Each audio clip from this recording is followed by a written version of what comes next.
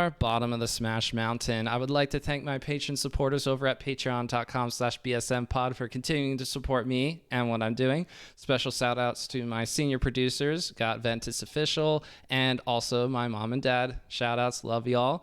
And if you want to be part of a fob controller giveaway, you should listen to more of this episode and not immediately disappear after roughly however many minutes. You get it. YouTube retention. Who doesn't love that? But what I love more than YouTube retention, it's a lot of things, but at the top of the list today is that we have Unshore, legendary TO, now retired, now all gaming, all play, no more business. But to sort of wrap that up just a teeny bit and add maybe a little bit of the extra behind the scenes look from the amazing Twitlonger that you put out to sort of capture the whole experience, which was a great read. Anybody should go to Unshure's Twitter, which we'll be sure to plug a bunch of times, but at a Bisciglia, it's one of those names that if I saw that on Twitch, I would go, oh, I'm so sorry, I'm about to butcher this. But Unsure, thank you so much for joining me.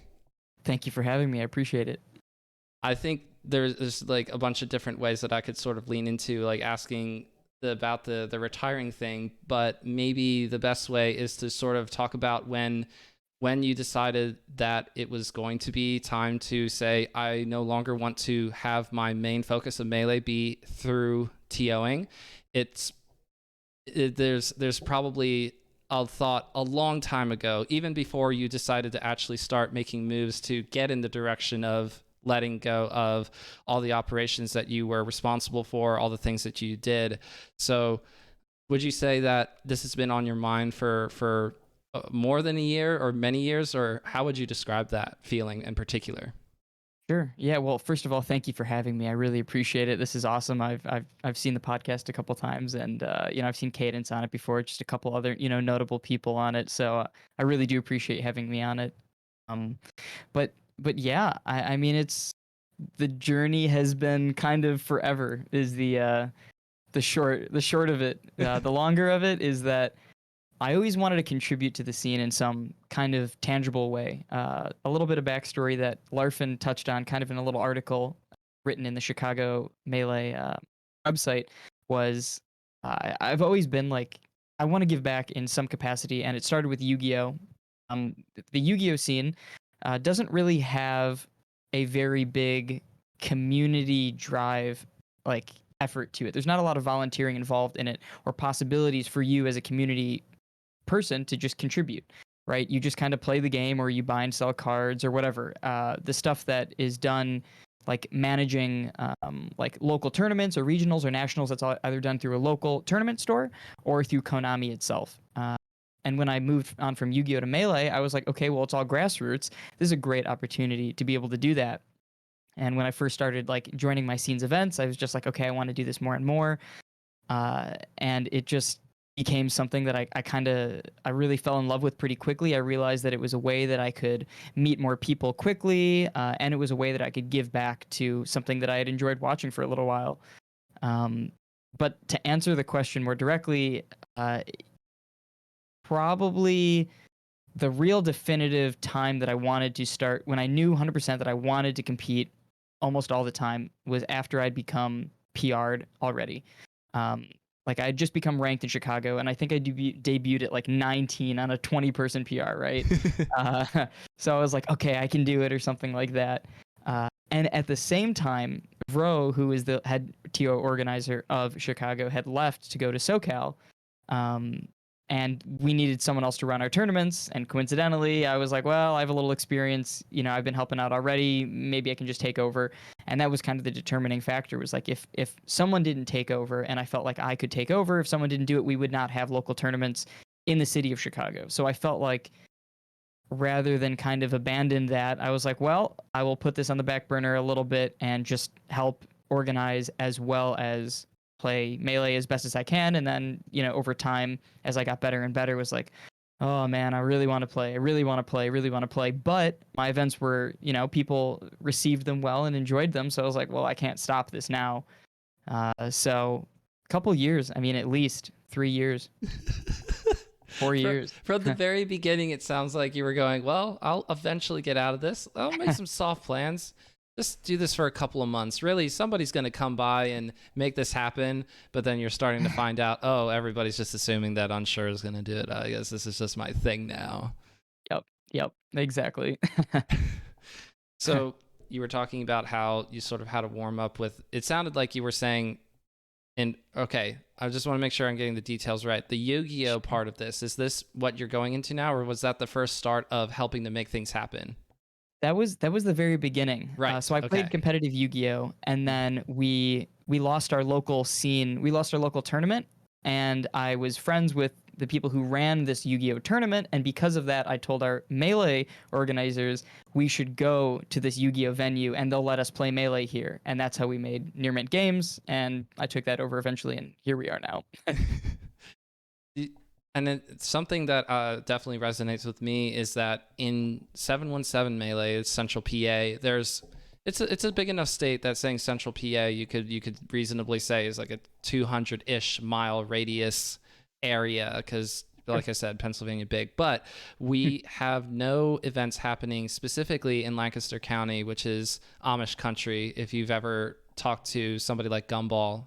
Gumball Yep. comes from PGH, but Gumball's been all over the state. So shout outs to Gumball first of all. But there's there's been no events that we've been able to have since the end of 2021. We obviously, because of COVID, not so much a thing. And then in the the middle of 2021, during the summer when things were starting to come back a little bit, we looked for a venue for months before finding something. And now it's the same way again. We don't have a venue. We can't get one. And this I would say about May, or maybe the beginning of May, the end of April, I said to our head TO, we just need to make something happen. I feel like if we do something, it'll lead to more things. And the only thing we can do is run an online event. I'll help make sure it happens. And I go to myself, wait, I'm becoming a TO. This is how it happens. I say no one's gonna do it unless Mm-hmm. somebody has to be the Kickstarter, if you will. And Yep. because I host the podcast, I have to ask people on. I think I've only had 2 or 3 people who invited themselves on, and I went, oh, okay. Do you want to do it on this night? And they went, great, sure. So it involves coordination there. So I go, well, I could probably help coordinate an online event. So that's what we've been doing for the past month, having Wow. online events. And once you know it, somebody who's excited about the fact that we have online events again for one of the universities in Lancaster said, oh, we're going to get to be able to have tournaments on campus during the school year for, IRL events. So they're coming back in the fall. So we go, oh, that's awesome. This is great. And but at the Look same at that. time, Yep. again, Mm-hmm. it's the fire starter, the Kickstarter sort of an idea. And I talked to Deer recently, who TOs Yeah. Battle BC with Gallant Gaming, all that fun stuff. And Mm-hmm. Deer is, I would say, in the peak of running tournaments, making it happen, being excited by it, imagining all the different possibilities, trying to innovate, trying to make them bigger and better each time. And then there are people like Aiden Calvin and yourself, where you go, this is the end of the line, or other TOs who are circling the drain. Oh, I should say, of course, big shout outs to Ryobeat, who made the nightclub happen in endless ways. 8 different jobs, more or less, that putting out there and saying, all right, somebody needs to do all these things because I did all these things myself. Yes. There's Right. big shout outs to Ryobeat, and big shout outs to Absolutely. you. I'm excited to hear more about the things that you liked doing and maybe didn't like doing as much, but it's just that's the lesson that I'm learning now on a much smaller scale. And even though it's really fun, it comes down to who wants to make it happen. And if you want to make it happen, you can't be the person who says this should happen. You have to be the person who says I will make it happen. Yeah. Yeah. I mean, it's a bit selfish almost to think that way, but you just kind of have to be, right? Because you have such a passion, you as in a TO, right? And you can totally understand this in some way, right? It's like you have a vision, you have an idea of what you want something to look like, and that kind of just goes into how do I make this happen? And it's like, well, if no one else is going to do it in the exact same way that I have the idea, I got to make it happen. And you just kind of roll with it, and you end up 100 million podcasts later, a million tournaments ran later. So it's like, it's look at where we are now. So So I don't know if feeling proud or feeling or feeling accomplished is the right feeling at all times to have about the time that you spent TOing in Chicago. But do you feel like you can put that into the overall experience, or is there another word that you feel is more true to what your experience actually was? It's kind of like a weird feeling. Melancholy is really the only way that I can put it right now. It's bittersweet. I really, I mean, it's looking back at it. It's like these last 5 years. It's like I was in college when I first started this. I didn't start Melee until I was in my 20s. Like, I know some people that started when they were, they were young. It's like I'm 27, right? It's like I'm older-ish now compared to other people in the scene, but like just a very unique time to really start running events. So it's like these were years where I was, graduating school, getting my first job, all while trying to balance all of this. So like looking back at it, I was like, man, that was awesome. But in the time, it's like, oh my God, this is stressful. Like this is so much to balance. This is a lot to work with. But um, it's still fun. And I think it's gonna be like that for a long time. I do enjoy organizing and running events. It's just that it is outweighed by my competitive drive to improve and to just be better. So I could see kind of as as cliche as it almost is like a until we meet again type of deal with TOing. Uh, so it'll happen again. It's just eventually. Right, and you have a few commitments, but I'm interested to hear about the competitive stuff because I Yeah. think a great way to experience Melee is through the competitor's perspective. It also could be extremely frustrating, and you go, "Oh, why does it have to take so much time and practice to become good at Melee?" But you're also talking about being able to flow the competitive juices in general. It's important to note it doesn't say no more TOing, only Melee at the end of your Twitlonger. It says only gaming. So what other games besides Melee? We'll start there. What other games are you into? Are you trying to scratch the competitive itch? That is a good question, and good catch. The answer is still probably Melee. Melee it's a selfish lover. It can there's only one. It's jealous. There only can be one Melee. It's checking your phone. It's doing all this crazy stuff. It's like I saw you playing that competitive. I saw you. I saw 2 extra hours of CS:GO today. It's like you're right. My bad. I'll come back. It's like oh, good call. But it's like I gotta go back to Melee. So really Melee is the only one that it's really going to do, that it's going to be the focus on.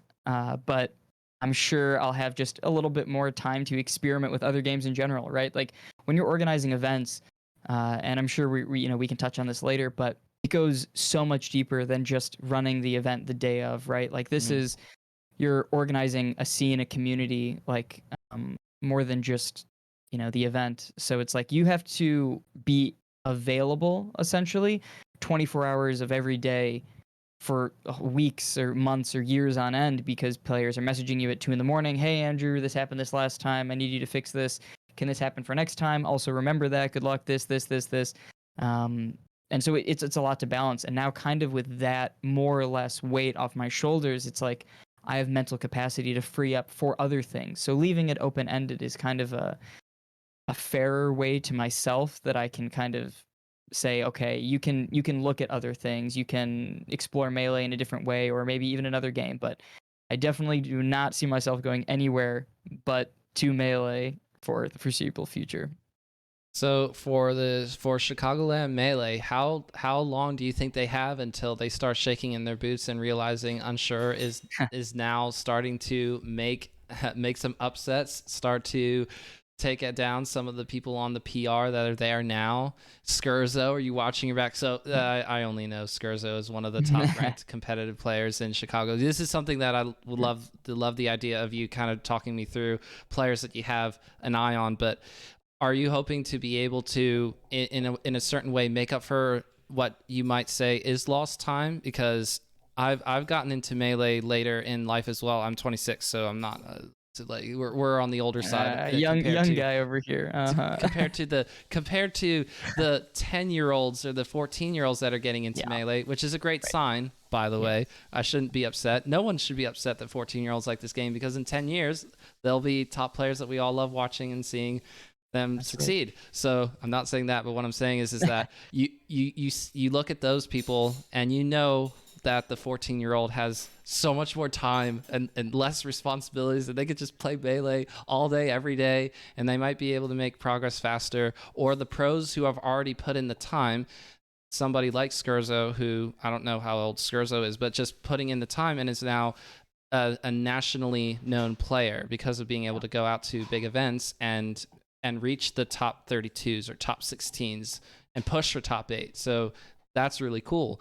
But then you look at yourself and you say, okay, well, I've TO'd and I made super sick events. That doesn't help me get really good at Melee, but I want to get good at Melee, hopefully sooner rather than later. But do you try to put yourself onto a timeline, or do you only say to yourself, I just have to take this one day at a time? Yeah, there's no timeline. There's I am in no rush really, but I think I'm in a unique position where before I was really taking like TOing super seriously, I had the right mindset, the right mentality in order to improve. Like I had said, just before I had really started taking TOing seriously, I was 19th on the PR. The next season I was 15. No, the next season I was 12th or something like that. And then just up and up and up, and I've peaked at 5th on Chicago PR. And that was all on controller. And then near the beginning of this year, I've switched over to box completely. So it's it's been I'm relearning Melee in a couple different ways. Uh, Mm.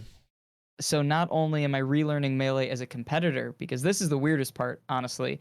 Uh, with a TO, and all you TOs out there will understand exactly what I'm talking about. When you are at an event, your ears are never focused on the game or your music. They're always listening to stuff in the background of like, oh, I heard this player doing something, like, oh, I got to go take care of that or something like that. It is so hard to focus on the match itself because you're trying to balance so many other things.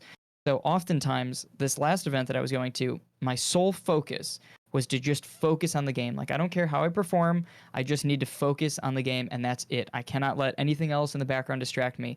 And so that's going to be something that I'm going to need to relearn how to do effectively.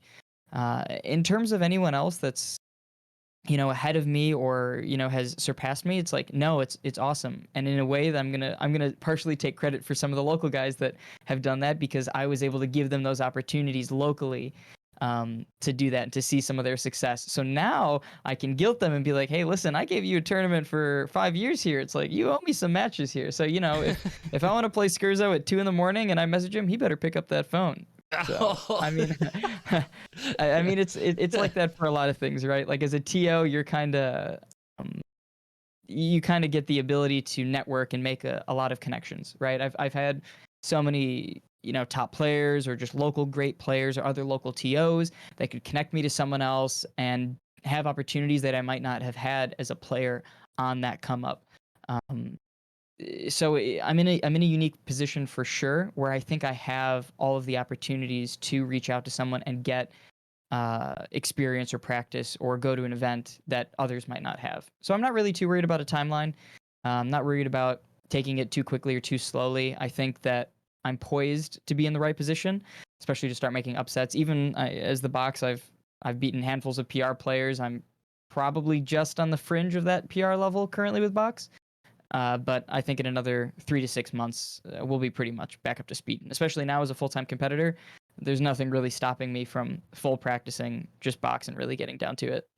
Well, what about the IRL stuff? You know, the personalized stuff, the working the job and the whatnot. For me, aside from doing the podcast stuff, I have 2 kids. I was telling you earlier I had to clean up after 6 because we had 4 extra Oh, kids in the house earlier this evening, wow. and then they left. Thankfully, 2 is good. 2 is a good number, That's fine. and so it's like a whole thing after you come home from work is time with family and then trying to do this and all of that fun stuff. And I feel after a certain amount of time, oh, I should play Melee itself. And it's hard to get in what I feel is quality practice, especially since I too am practicing on the box. Shout outs to PK Smokey for helping me get one. Go check out Eternal Project if you're looking for a new Nice. graphic novel thing to get into. So I'm thinking about that, and you are not having to do the tournament stuff anymore. I guess in my case, it would be like stopping podcasts altogether and just focusing on practicing Melee. But what's your favorite way to make time for the games, since you have to do your other obligations, the regular adult life stuff as well? Sure. Yeah. So it's like I work full time, 8 to 5 every day. It's like I have a girlfriend. I'm still, a community organizer in some different capacity, right? I'm still preparing for Riptide, still preparing for some other events. So it's like my schedule is still packed, but I'm able to find time. Luckily, I have people in my life that really want to play Melee. Somehow with me they want to, so that's really nice. Mm-hmm. I have some roommates that also play Melee, and so it's at a lunch break, hey, run a quick best of five, or like I'm off of work at 5:30 ish, like just I'm going downstairs, the CRT, I already hear the hum by the time I'm walking down the stairs, so Woo! it's like all right, it's time to play.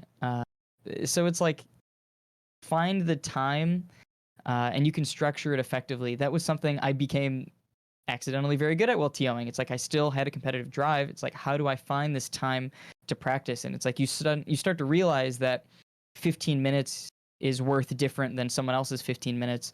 So it's like if I only have that time, it's like what do I do to make use of it? It's like maybe only tech skill right now, or I watch tech, or like I'm doing tech skill while watching like VOD of like Leffen versus IBDW or something, right? Like I watch something while doing another action and practicing. It's like so you really make use of the small time that you have, uh, and it just you become really good at those micro efficient things, and then hope it works out.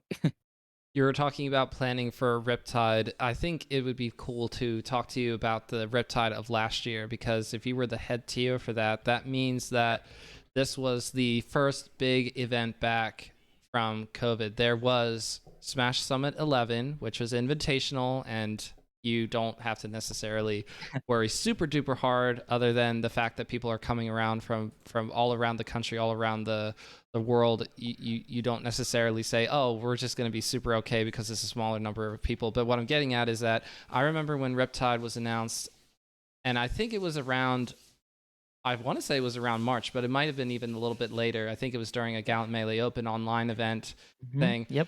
Riptide is happening in September. It's a major open bracket, and it's Yep. in person, and we all went, at long last. And then it hit the limit for registrants right away. Everybody's registering to go right away because they're going, let's get back to IRL Melee. And you go, well, this is a unique problem. I've never had this problem before. I mean, I'm being somewhat sarcastic, but I think that might actually be Serious. true. That was, yeah. Yeah, I mean, that's a a good segue into that. I mean, we could have a whole podcast talking about Riptide of last year and into this year. But like going into it, it was very, very nerve wracking in the sense that trying to figure things out, and smarter people than me, shout outs to Aaron, who is the event organizer of the event, really spearheaded that endeavor. And man, that guy knows what he's doing. A super 2-second background on him, you know, became the head organizer of Smash and Splash after we all left, formed. He was like, oh, there's a gaping water park size hole in our hearts. It's like, where do we go? The Kalahari is the perfect spot. Let's go out to Ohio. They have some openings for us. Let's do it. We planned it for 2020. World shut down. World partially reopened in 2021. So we were like, oh, maybe this is our shot. Planned it in 2020. We're like, vaccines were on the horizon. Here we go. 2021 comes around, launch it. I think it was April 1st is when we announced. And just kind of were like, by this point, not only should everyone have the accessibility of vaccines, but people should already have their vaccines and be in that window of immunity that is safe enough that we felt like it wasn't going to be some irresponsible event. Not to say that we're smarter than the CDC or know anything like that, but it made sense to us that a post-summer event lined up the best with, just kind of the Smash communities. Priorities and how it responds to the pandemic, because the Exactly. gaming space, it depends on which gaming community you're in specifically, but I think Melee especially takes COVID pretty seriously, which is great. It just means that we're trying to be as safe as possible. We'll wear the masks, we'll get the vaccines boosts, we'll do all that, because you're making everybody and yourself safer. So I don't understand why that's such a complicated concept to understand. I'm with you. I'm with you. Yep. I mean, we've had people even at our local events that are like, oh, I haven't gotten my booster yet. And it's like, oh, your event's booster required? I'll get it today. And they'll get it. They have messaged me and sent me a picture of them at Walgreens or something like that. Like, got my booster today. I'll see you at mid lane. Like, okay, cool. So it's like Melee changing lives in ways that they might not understand, but it's kind of cool.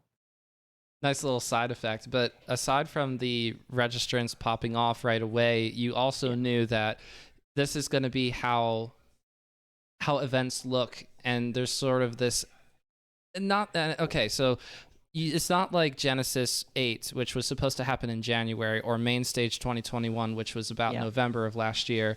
It's not like those events were specifically saying, we're not going to plan anything until we see how Riptide goes. No, they were doing their own planning months and months and months in Yes. advance.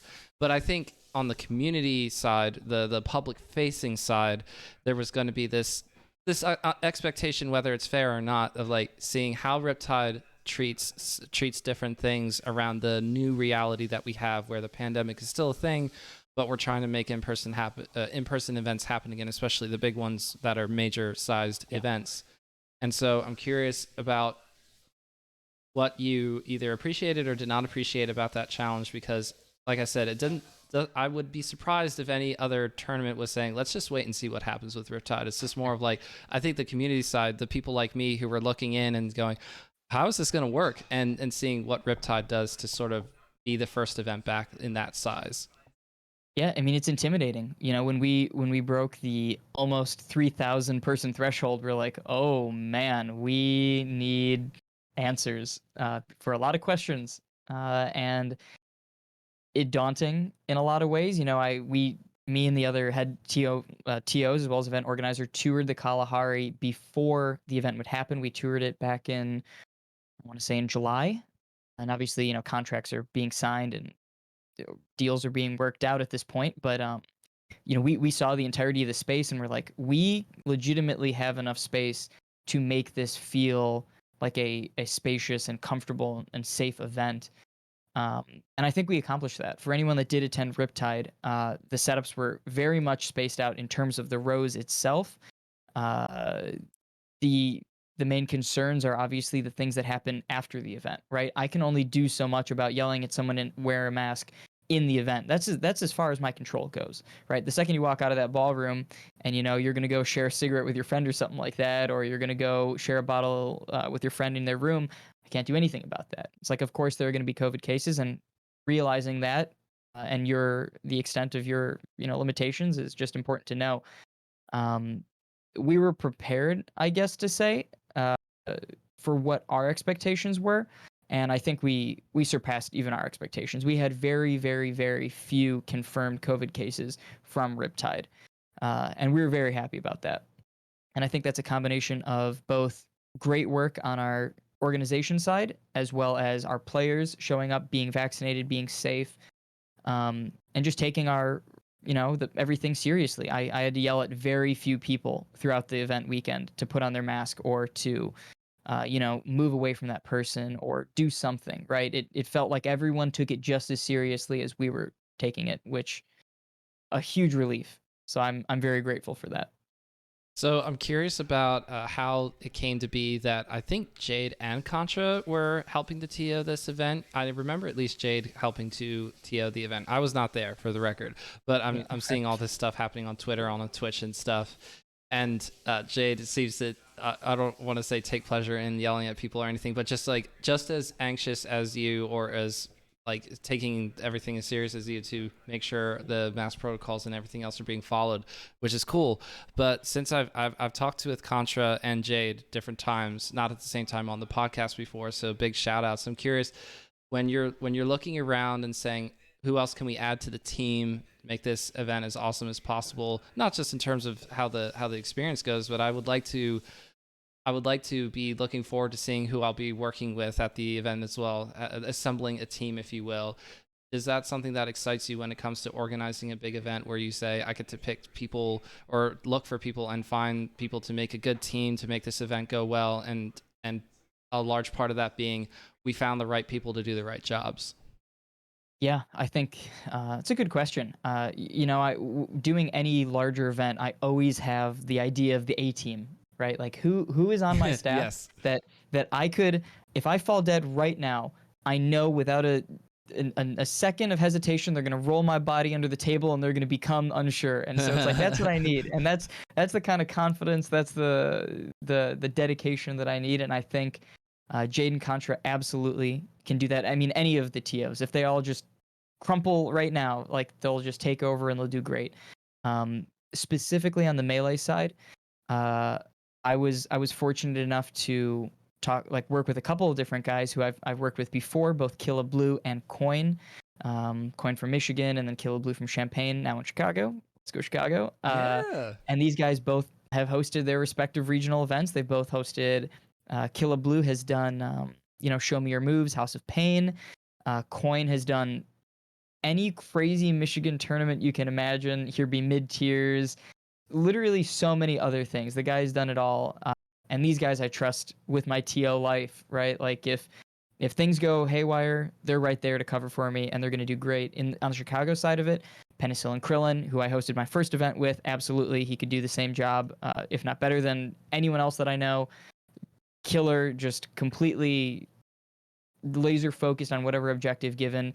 Sleepyhead Fluid, all these guys. Seriously, if any of those guys are on my team, not only would they be great as a team, but individually they'd all be fine. And those are at least the people that I work with closely. And I'm sure with any other TOs, they'll have the same thought, right? They have their own teams of individual people that they're like, okay, this guy for sure is going to do great. And kind of moving that into where we are right now, it's like we have had I've had the absolute fortune of just so many local people stepping up and just at local events, wanting to help out, whether that's, Larfin, Q, Pleba, even Surskim shoutouts, like Oval, Tenacity. Like these are people that before asked to do help, they were asking how they can help. And I mean, that's the name of the game, right? Like that's the scene, is like someone's like, can I move this setup for you? Or like, can I do whatever? It's like, yeah, sure. And those are the people that with just the right amount of TLC, they'll do just as good a job as anyone else. And what I loved hearing in this Twit Longer are people like Oval and Tenacity to help make sure that mid lane melee continues to happen. And something that I think is an underappreciated skill, or I mean, maybe it's not. I've said this so many times, maybe people are starting to believe it in my own brain, but finding the successor, or training people up, finding people who are excited to help out, and helping to water that spirit a little bit, where they go, wait, hold on, I'm TOing this now. Wait, what? Where are you going? Yeah, I'm retiring now. I've been TOing events for 5+ years. I'm good, but you are ready to go. You've done this enough. All right, peace. Not that you did that to a T, but there's a certain amount of, I want to say that this is a certain amount of hoodwinking, because and you can talk about this in as much detail as you want, or if you don't want to get into how TOing can be extremely, extremely difficult to handle all the aspects of it at times, that it's not like inviting someone to go to the Caribbean. When you invite someone to TO, you're saying you're going to be responsible for an event that people are going to show up to, creating an atmosphere that is safe and welcoming, and making them want to come back again, making the melee as good as it can be, having the setups, as many of those that are possible, following the rules, following guidelines. It's not just show up slightly before everybody else and go home slightly after everybody else. Many things happen in between the event itself going through. And for a bigger event, like you said, I mean, plans for 2022 for Riptide, I'm sure you're already deep in the sauce for that, and that's not coming up for a while. So when it comes to finding the people who are stepping forward and saying, oh, I'll help out with stuff, you clock them, of course, but how do you get to that part of the conversation where you go, how honest do I want to be right now? Should I wait a little bit to be more honest about it, or should I get them excited about TOing first before starting to say, the exciting parts are still very exciting, but there's also an unexciting or difficult parts of it, I should say? I think the answer to that is why I took so long to kind of take a step back. I never want to hoodwink, right? I never want to trick someone into something that they think it's just going to be all sunshine and roses, because it's not. Like there is a difference between running an event, and there's a difference between being a community leader. And both have very different expectations. You can run an event totally fine, but you might not be a community leader. Or it's like, or you could be a community leader and not run an event, or you could try to be both. Uh, I think there are less expectations when you're just running an event, because you kind of, everything just stops when you leave that room. And that's totally okay. Um, these two guys, Oval and Tenacity, have proven themselves, in my opinion, to be both, and strong, in a very strong regard, have good backgrounds to kind of lead the community in a very forward light. And I'm stoked to see what they do. A little background on them: they both went to my alma mater, DePaul, and I have gone to a couple of their events beforehand and saw how they do things. You know, they work as a team, just as you would see any doubles team, right? You see Android and Armada, they already know what they're going to do before it's already done. I see Tenacity look across the room, and Oval's already looking over there with the iPad, like I'm reporting it, I already got it, I got it. So, you know, they're working together seamlessly, and to see that kind of, that bond or like duo, I think is really unique and really special. Uh, and I know that together, specifically, they will be able to handle kind of whatever comes their way. They've already, you know, there's already a couple things I think that have been a couple pitfalls in terms of, you know, running an event and being a community leader that they've already done, and they're tackling with ease. And I'm still around, right? I'm working with them. I'm talking with them if there's any issues, and I'm always happy to help. I'll always be here. I'm not going to leave, but I definitely want to take a step back from that. I think it's complicated to kind of decide like when is the right time to go, but seeing that they were able to run their events, and for them to have the passion that they do to run their own events, as well as the passion that they bring coming to events, ask questions, and look for new things that they can implement into their own events. I love that. And those are things that any TO is looking out for. People who could take over, whoever want to help.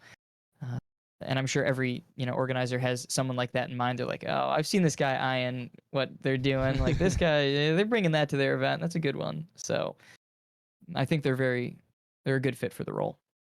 But it is different than even just a commentator, for example. You wouldn't let just anybody walk up to the mic and start talking. There's like, okay, let me just get to know you a little bit. You can't, this is your first tournament. You can't just like, you know, hop on the mic. I go, why not? And in the same way, it's on an even bigger scale. It's like, this is your first event. Why do you want to start TOing right away? I need to see like some consistency out of you, all that kind of stuff. And I think that's the biggest thing that you can do for someone who looks at the possibility of TOing or sees themselves functioning the best within the community from a TO perspective, because that's another reason why people decide to do it as well, because they are passionate about making an event come out of nothing, or they're passionate about things running on time. Hey, that's cool too. They're passionate about like those kind of different aspects. And so they go, I could exist as a player or a content creator or a commentator or a TO, stream runner, and whatever other roles come to mind. But the one that I'm most interested in is TOing, and it is possible. So for me, that was the whole thing. I was kind of trying to enter the IRLs back in the fall of 2021 for Lancaster for 717 Melee, and I was really happy to be able to finally go to events. Those were my first events going to ever for competitive Melee. After so long of not actually doing it, I was finally doing it. Hooray! Wait, why are they going away? Okay, it makes sense. New variant of COVID. Okay, but we'll be back in the spring, right? No? Oh no. And so you can have not that exact story to those who are listening in, but you can still, even still, early on, start to just say, hey, I can help set up the setup so I could tear down afterwards, move around chairs. And that's music to the TO's ears. It is. Absolutely. Like saying, I could just sort of help with little stuff. And the more you do things like that, the more you will find yourself going, yep, I'll run the stream today. Oh, you will? Oh, that'll be nice. Okay, yes, sure. You've looked over my shoulder enough. I'll let you take a swing at it, all that kind of stuff. And that's why I love the grassroots aspect to it, because you don't necessarily have to be qualified with a resume or whatever. You can learn as you continue to be consistent. That's the biggest thing I feel, is the consistency aspect. Yeah, yeah, and that's kind of one of the lessons that I'm looking forward to kind of passing on is like, it's okay to make mistakes. It's okay to, do something wrong. You're gonna learn from it. It's like I will never forget like some of the biggest blunders I had of TOing, right? And like ruining someone's pool, or when people came to be like, I had a bad experience at this event, and it's like those are things I will never forget, and I'll always want to improve on. And passing those on to other people is like, hey, it's okay if you make mistakes. Like, you're gonna just have to learn uh and how to improve, and accept it like you would a loss, as you would a player, right? And it's like that might be the easiest thing to understand, is like, okay, how do I learn from it? How do I become better? uh, and just learn from your mistakes. So you were talking earlier about watching a VOD of like top players, and when it comes to seeding, this is something else that people get all up in arms on Twitter about. And I think to myself, is it better for the TO to just say screw it and just pick one over the other, while like with the mouse or with the touchpad closing their eyes and going, you know what, Twitter's going to be on fire about this anyway, I don't care, this will save me at least time right now? Or is it more of like, I should at least put a little bit of thought and effort into this? Talk about seeding a little Yeah. bit if you want. Absolutely. Yeah. So kind of into how it's this how it's made a little bit here. Most seating for big events, at least, is done by other teams, not necessarily always the head melee TO or the head TO itself. They're usually done by, and God bless them. Shout out to Melee Stats, the largest shout out possible. It's like these guys are, if there's a shadow Illuminati of Melee, these guys are, they're a secret Illuminati here. We're awesome. These guys are great. They're the most knowledgeable people easily in the scene, right? They're up to date on everything. And for several of my bigger events, I've definitely hopped in there and be like, who here has a little bit of time? Help me see this event. Let's work on it together. Um, and they just come through and they're like, not only do we like, is that interesting, but it's like, we want to do it. It's like, thank you for offering. It's like, hey, you got it. So it's a little easier to share that burden when people are like, oh, like you seeded me 62nd, I should actually be 60th seed, this is unacceptable, I'm boycotting. It's like, all right, I'm going to share the burden with a couple of you other guys at least. But for the super top players, there is some strategy to it, in a bunch of different ways. I think number one is, you want to, well, let's start at the highest possible level, like the biggest events. You want to make sure that it is a fair bracket. This is one of the biggest complaints that I had when I first started playing Melee, was our local scene and regional scene was not seeded well when going to tournaments. It was always seed the top 6 guys more or less effectively, and everyone else throw them in a random number generator, and whatever comes out comes out. And this is frustrating as a player trying to improve, because when you have to play Kells round 1, and then, I don't know, Fluid, who got seeded poorly, into Sago, and then Sago gets upset, or Fluid gets upset, and now I, in losers round 2, have to play Fluid, and then someone on the other side of the bracket has all this bracket luck and gets to 5th place playing 7 more matches. I'm like, well, my $10 didn't go as far as his $10, right? Even though we lost to the same caliber of players. So this is always a frustration of mine. And the same thing goes at an even higher level. So you go to a major level, okay, and you have someone seated inappropriately. Maybe I'll use a relatively recent example. Maybe we'll use like Jmook, and like, I don't know who would be like a comparable seed that would play him. Amsa maybe. No, I'm like an even lower seed. Like if Jmook's like 4th Oh, seed, okay. maybe someone like the Panda, right? Panda's a very good player. Yes. But if you don't seed Panda correctly, there's a very good chance Panda could beat Jmook or beat someone else on his way to Jmook or something like that, and it would disrupt the losers bracket and the winners bracket. So now you have a lopsided top cut bracket and a demon in the bottom part of the bracket. And so what you do is kind of that risk management, risk assessment of how you seed the bracket so that upsets can happen, but if they do happen, they don't ruin your entire bracket.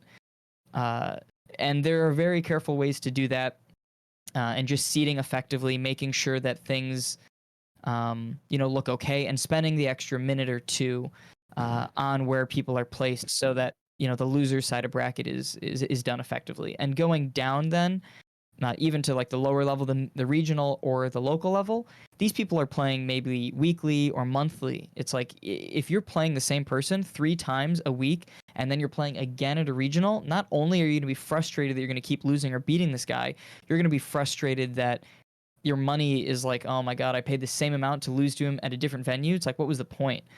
And their experience is jaded because of this. So kind of what we've been doing at our local tournament is I will group people up in tiers. So there's like the Skurzo tier. He's number 1, right? He beats everyone, so he's there. Maybe Yes. we have Shabo, Ober, a couple other players, maybe DZ or players in this range. And I'll put them together and then I'll shuffle their names in a hat and then place and seed them accordingly. Then I'll do that to the next level. Killablue, Forest, Azu, Tranimal or something like that. Shuffle them in a hat, place them all here. So every week we have new unique matches. So even though it's not seeded 100% accurately, how I would do it accordingly to their win and loss rate, you get new matches, you get exciting matches, and you get a different experience pretty much every time. And I think that it makes the viewer experience a lot better. I think it makes the competitor experience a lot better. It makes people feel like they get a new experience every time. And you got to keep it fresh, otherwise people aren't gonna return. And how do you react to it in Axe losing to Secrets in pools? That was that one is a fun one. So that one I was there's a couple ones. So that's the two thoughts I had were Flash at Riptide and then Secrets. We had known that Axe was kind of a little wishy-washy coming from COVID, not having played a lot. So we're like, we don't know what's going to happen. Secrets, absolutely monster Fox on box. Like, he's just great. But his specialty is Pika. And, we didn't know that going into it. And it's like, that's totally okay. Upsets can happen. And so Axe disrupted the bottom part of the bracket. And it's going to happen. And you need to mitigate it. So if of all of Riptide, I mean, there were only 2, I think, huge upsets like that, which was Flash doing incredibly well at a 9th place run, and then Secrets beating Axe. I really don't think there's that much else. I'm sure that there's what's that site? Man, there's a great site to see the visualizer of upset factors of a tournament. I'll see if I can find it later. But it's probably great. PG Stats. I hear PG Stats talk about upset factors all the time on Twitter. It's not PG Stats, and I'll find it later and I'll send it to you. It's a really cool way that visualizes a lot of Smash data that isn't PG Stats, but it pulls data from Smash GG and shows like seeds, say like this person is this seed and they lost to this seed.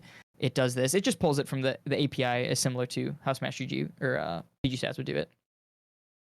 And so one of the things that I think other than seeding that potentially being an annoying thing is finally just in terms of enticing the best players to go to those big events. But maybe you could keep it to something like hold that line 7, hold that L. Wow. Yep. Hold that L 7, where JFlex is the player being flown out and doing a very nice bracket, getting the grand final winner side, and then Ben is just stomping into grand finals from losers and wins. So sorry, spoilers, but but I'm sure that JFlex was super excited about going out, and I'm hoping that's more of the more ideal circumstances, right? But then there are other times where the top player is saying, "Oh yeah, that sounds fun. Yeah, when is it again? Yeah, why don't you just message me closer to the event?" And you go, okay. And then this story of my career. Big challenge, right? What are things that you tell yourself to comfort yourself in those times of going, really, I could just do so much right now, and you're the one who's holding me up, but I need you to be here because it's obviously top players make it more hype. Yeah.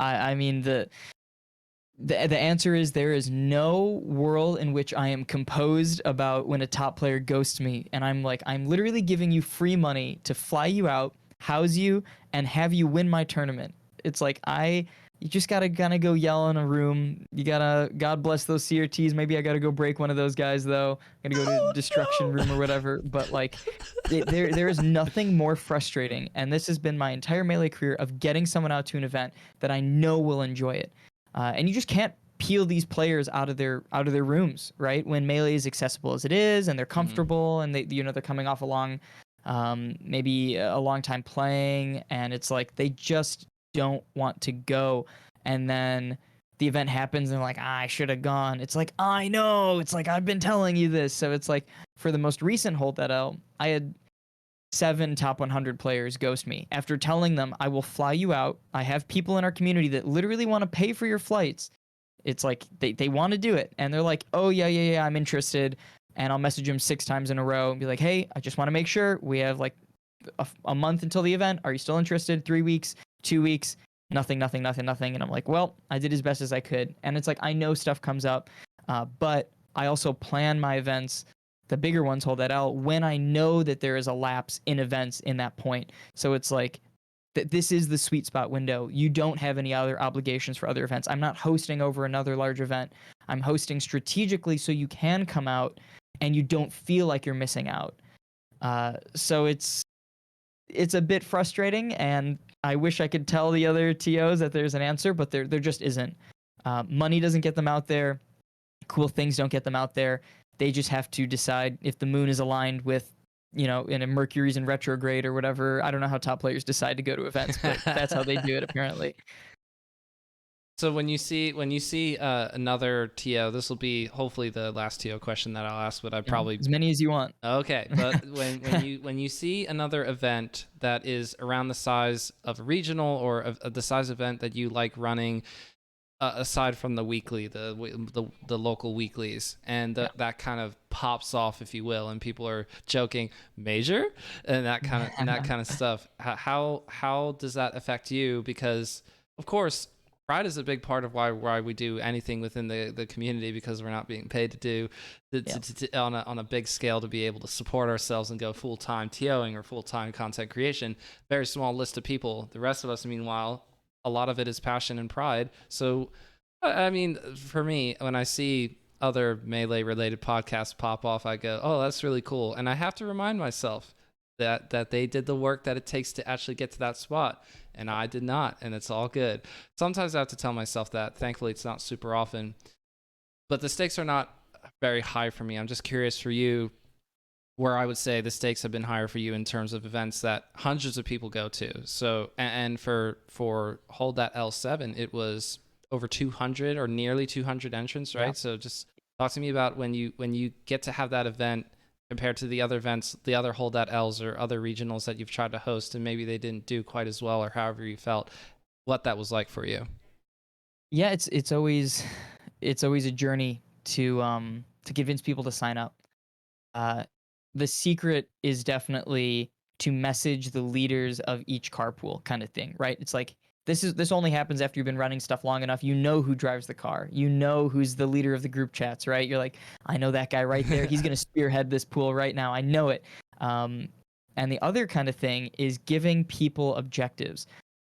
Whether you know or not they're going to go to your event, you kind of goad them into being like, hey, I need you for this event. Can you bring setups? And very quickly that becomes, yes, and I'll also bring my 3 friends who will also help carry the setups in. I don't think as much in the modern era, people are as interested in going just because the top player is going.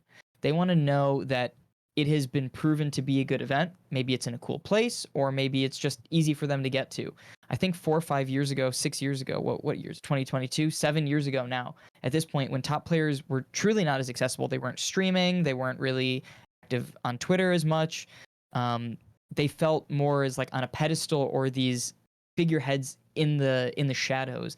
Now that these players are as accessible as they are, it's not as much as an interest to get them to go to events. However, at this point, when you've kind of built yourself up a little bit more and you're a reputable event, these top players are going to come naturally because of that. So are the lower level players, because they're like, okay, well, Ginger likes this event, or Ben likes this event. why do they like an event? If a top player likes it, surely I will like it as well.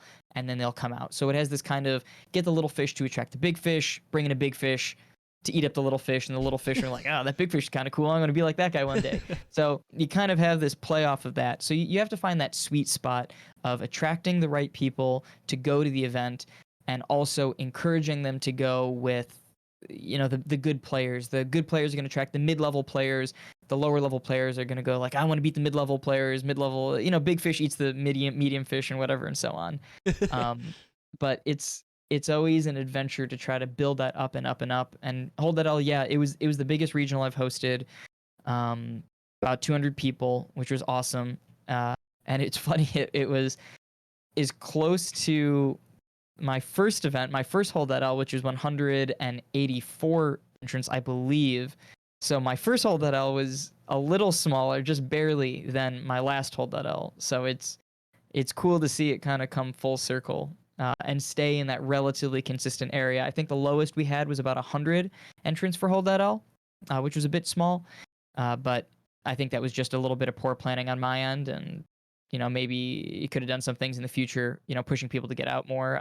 But maybe there's burnout or bad hosting time. Maybe it was a bad time of the year. There's so many factors that come into play. Then you have to somehow take on account of all of them, because if somebody comes to you and says you weren't paying attention to something, the first instinct is to go, no, I was paying attention to that. And when you have the receipts, glorious vitriol. Yes, absolutely. And so another question about playing Melee. One of the things you were saying, by the way, earlier about top players, you wouldn't be able to play them because you would have to go to a tournament to be able to do that. But then you get to play against a lot of top players on unranked if you recognize their Smurf unranked tag, or if they're just rocking it loud and proud. And you go, oh, this is fun. Or you're playing against someone and you go, I don't know the tag, but this feels like a top player right now because I'm getting run over. So who would you say is, you don't have to put like a cutoff to when I say high level player. That can be, it doesn't have to be Scherzo or higher, that kind of thing. Sure. But who is a Melee master, if you will, Melee Online tag or role, I should say, who you get to play every once in a while or often, and who you enjoy playing against, who helps you to be able to feel that speed, the high level Melee player speed? Yeah, someone who I wish I was in his region a little bit more. But SFAT is someone that every major that I go to, we always just kind of align, just somehow like kind of, we just always end up at the same setup, moving one setup down and down to each other. And he's absolutely one of my favorite people, not only to play, but just in general. He's genuine, he's kind, and he was one of the very first people at one of my earliest events that gave me a great piece of advice when I was struggling to find ways to improve while playing people at like lower levels. I was starting to get pretty good at the game, and everyone around me was more or less a casual player. And I kind of sat down next to SFAT at Eden and was like, SFAT, like, I admire you. You're awesome. You're a great Fox. What advice do you have for me, for someone that plays as you do, people much lower than your level? How do you learn and grow while playing those people? And he just was like, you just find little things every match to work on, right? Kind of treat them as like a really smart bot, but ultimately respect that they're options. It's like they're thinking just as you are thinking, and like they're figuring things out on their own. There's always something you can learn from every kind of player. They all offer some great piece of insight, and I've just kind of always thought about that. And he always has just little nuggets of information. Him and Coach Bobby, I got to sit down and talk with them. We went out and grabbed some food at Riptide. It's like I had a little bit of time to kind of hide away, and I was lucky enough to catch up with both of those guys and talk about their game plans for top 8 the next day when he had to fight. And they're like, I'm gonna beat him. It's like, and then he did. He destroyed him. And it's like we knew before the day had even come that he was prepared for it. And he's someone that I really look up to and admire. But then next is definitely Kalindi, KJH. I love that guy. Always super nice, humble, and just someone who is just a great figurehead in his own right for all Foxes.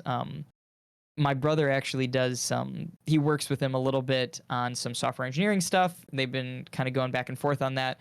and my brother Net plays him kind of every now and then with him. And so seeing my brother learn from him while Net playing, and then me playing my brother is funny. It's like I get to see a mini Kalindi going around at a much lower level, and I'm like, he does that. I'm like, I know what Kalindi does there. I'm like, I've seen this before. It's just you look a little different than him. So, but it's great. So I mean, it's both these players as well as so many others. Moki. I mean, I've housed Moki before, and the sweetest guy in Melee. Like there are, I could talk endlessly on how many connections I've made and how nice some of these people are, and I just honored to know them. And I have to say, unfortunately, that we are running up against it in terms of time for me. Yeah. I Yeah. could ask you so many more questions, and I'm sure maybe we'll get you back on at some point. But Sure. for the time being, please tell the people where they can find you and any other shout outs that you would like to make, closing thoughts, all that stuff. Well, thank you very much for having me. I really appreciate it. It's been great. You know, I look forward to seeing who else is on the podcast. It's just a great experience. So I appreciate you picking my brain for a little while, and I'm happy to be here. Honestly, you could just follow Chicago Melee, see what they're up to. No real need to follow me yet. Maybe when I'm top 100, you can check out whatever I'm doing. But a super quick shout outs to Oval, Tenacity, and then Matt Popa. These guys are the future of Chicago, and I have no doubt in my mind that they are going to take it bigger and better than whatever you've already seen. I haven't touched on him yet, really, but Matt, a little bit quieter of a person, but seriously, like if he was not around, Chicago would not be what it is. He does everything for the stream and running the media, the website. If you've not seen chicagomelee.com, please go look at chicagomelee.com. It is a masterpiece. So shout out to those guys, and thank you again for having me on. And of course, all the links in the description below to find this sort of things, chicagomelee.com. That sounds like a great URL to throw in there. Go and check that out. And then for me, just to remind you all, the ones who were saying FOB controller giveaway, who were actually here for the whole time, big shout outs to you. Basically, by the time this episode comes out, the giveaway will be happening. It will be live. If you go to @BSMPod on Twitter, and that's in the link, the description of podcast thing as well. You go there, you'll find a tweet, probably pinned, and it's a giveaway. You just follow me, or follow BSMPod and @Borg Technology, who collabs with me. Shout out to Hoborg, New Jersey player, and now superior modder of the earth. We did this whole giveaway thing for this FOB controller. You can own part of the future and have consistent inputs for free, because I'll ship it to you if you win the contest by following, retweeting, that kind of thing. You'll see when you go there. And other than that, I'm all set to go. So thank you all for joining us. And Unsure, don't you go anywhere just yet. We have to do the outro thing. But yes, to all the viewers and listeners, thank you for joining me on Bottom Smash Mountain, and to you as well, Unsure. Thank you so much for your time. Thank you very much.